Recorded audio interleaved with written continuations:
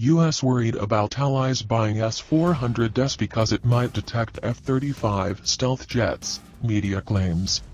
The U.S. fears that its stealth jets are visible to the S-400s, a suspicion that may be behind Washington's efforts to dissuade allies and partners from buying the Russian missile systems, the National Interest, an online media outlet, alleged.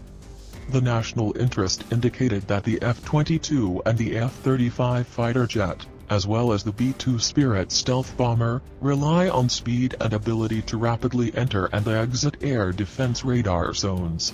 However, as the outlet points out, the S-400s have become increasingly advanced as they now communicate their radar data in real time. According to the National Interest online website, this feature might allow the S-400 to negate the U.S. jet's advantage to give the Russian weapon the ability to effectively track and shoot down American stealth fighters. The online outlet posted a story suggesting that this feature of S-400, which Moscow has long advertised, might be behind the Pentagon's recent efforts to convince India to abandon its reported plans to buy the Russian air defense missile system. It would also explain why Washington slapped sanctions against its NATO ally, Turkey, after the latter refused to ditch the S-400s it had bought. How Washington opposes worldwide S-400 sales. The U.S. claimed at the time that the motive for sanctions and the freezing of F-35 sales to Ankara was the incompatibility of the Russian weapons to the NATO defense grid.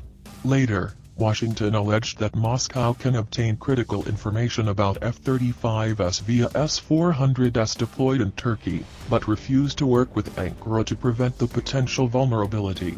More recently, the White House has blamed Turkey for purportedly not acting as a U.S. ally by making the sovereign decision to buy S-400s from Russia.